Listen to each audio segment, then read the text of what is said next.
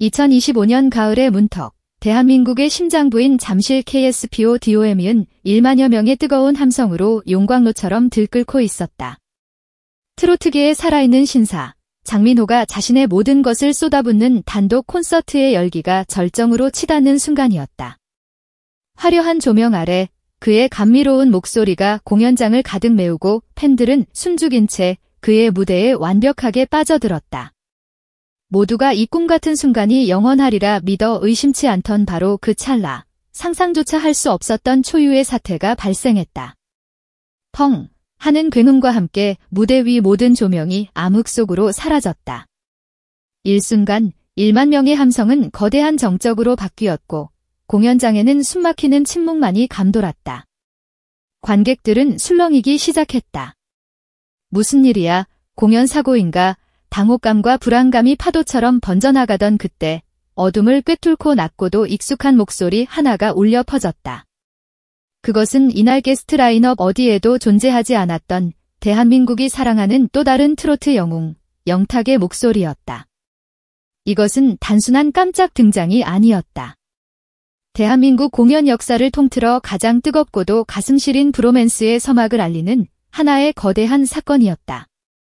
대체 그날 밤 KSPO-DOM에서는 무슨 일이 벌어졌던 것일까? 트로트계의 신사 장민호를 무대 위에서 아이처럼 통곡하게 만든 영탁의 등장은 과연 무엇을 의미하는 것일까? 지금부터 대한민국을 눈물바다로 만든 그 운명적인 밤의 모든 진실을 낱낱이 파헤쳐본다. 모든 것이 멈춘 무대, 단 하나의 스포트라이트가 무대 뒤편을 비추자 그곳에는 그림자처럼 한 남자가 서 있었다. 바로 영탁이었다. 약속되지 않은 그의 등장은 그 자체로 하나의 충격이었다. 팬들의 놀라움이 채 가시기도 전에 영탁은 자신의 히트곡이 아닌 깊고 처연한 멜로디의 사나이 인생을 부르기 시작했다. 그 노래는 단순한 노래가 아니었다. 그것은 영탁과 장민호, 두 남자가 지독했던 무명 시절의 서름을 서로에게 기대어 달래며 언젠가 성공의 무대에서 함께 부르자고 피눈물로 다짐했던 그들만의 비밀 창가였다. 노래의 전주가 흐르자 무대 중앙에 서 있던 장민호의 얼굴에는 당혹감과 반가움이 교차했다. 그는 애써 미소를 지으며 예상치 못한 친구를 맞이하려 했다. 하지만 영탁의 목소리가 공연장을 휘감고 노래의 가장 결정적인 구절, 친구야 왜 우는가, 사나이가 왜 우는가가 터져나오는 순간 장민호의 얼굴을 지탱하던 마지막 이성의 끈이 끊어지고 말았다. 그는 더 이상 트로트계의 젠틀한 신사가 아니었다. 수십 년간 억눌러왔던 모든 감정이 한꺼번에 폭발하듯 그는 무대 위에 그대로 주저앉아 어린아이처럼 오열하기 시작했다. 그의 어깨는 격렬하게 들썩였고 마이크를 타고 흐르는 그의 울음소리는 1만 명 관객의 심장을 그대로 관통했다.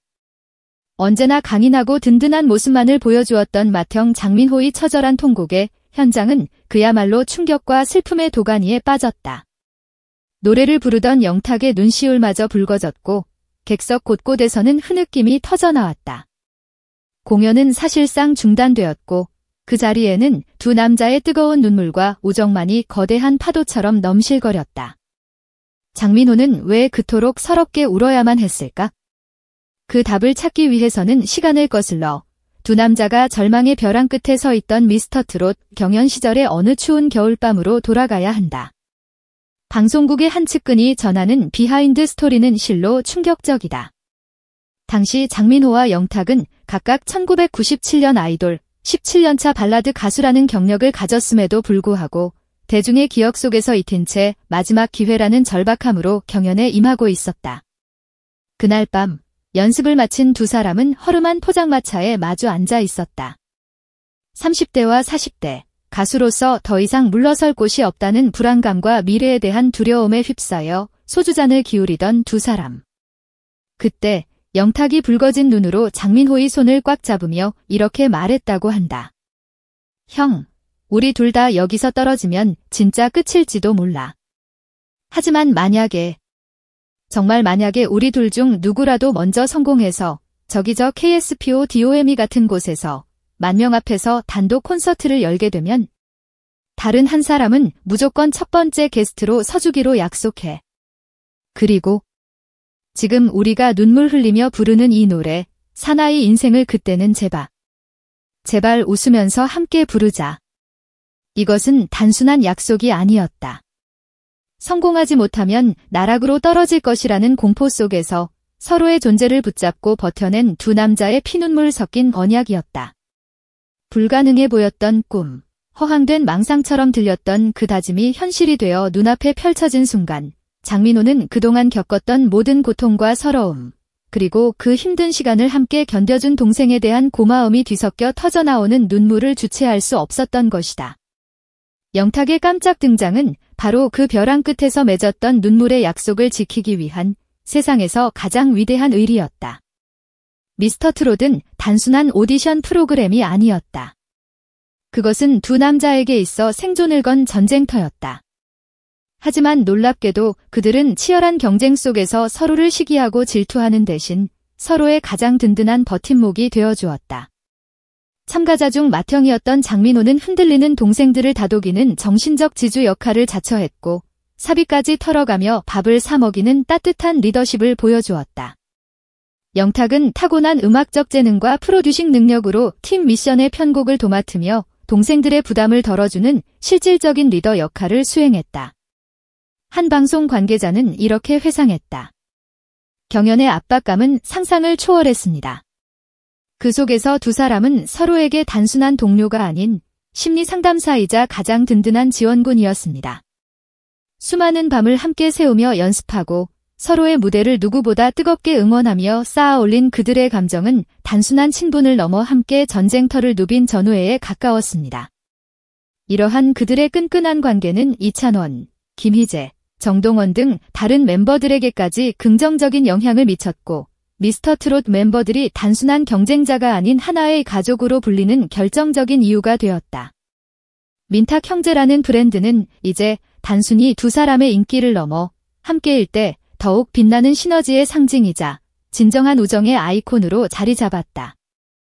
장민호의 오열로 잠시 멈추었던 콘서트. 영탁은 주저앉은 장민호를 부축해 일으켜 세웠고 두 사람은 서로를 부둥켜 안았다. 1만 명의 관객은 약속이라도 한 듯 괜찮아, 울지마, 영탁 최고, 장민호 최고를 연호하며 두 남자의 뜨거운 우정에 아낌없는 박수와 격려를 보냈다. 잠시 후 감정을 추스른 두 사람은 눈물이 채 마르지 않은 얼굴로 서로를 마주보며 마침내 사나이 인생을 함께 불렀다. 과거 포장마차에서 눈물로 불렀던 그 노래는 이제 1만 명의 환호 속에서 부르는 기쁨과 감격의 노래로 다시 태어났다.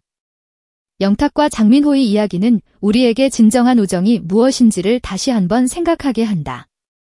각자의 길에서 최선을 다하며 선의의 경쟁을 펼치면서도 서로가 가장 힘들 때 가장 먼저 달려와 손을 내밀어주는 존재. 영탁은 프로듀서로서, 장민호는 MC로서 각자의 영역을 넓혀가며 트로트의 외연을 확장하고 있지만 분명한 것은 그들이 가는 길에 서로가 가장 든든한 동반자이자 지원군이 되어줄 것이라는 사실이다. 경쟁보다 아름다운 우정을 선택한 두 남자의 앞날에 우리는 아낌없는 박수와 응원을 보내야 할 것이다. 그날 밤 KSPODOM을 가득 채웠던 눈물은 슬픔이 아닌 불가능을 가능으로 만든 두 남자의 위대한 서사에 대한 뜨거운 감동의 증거였으며 대한민국 대중음악사에 길이 남을 가장 아름다운 장면으로 영원히 기억될 것이다.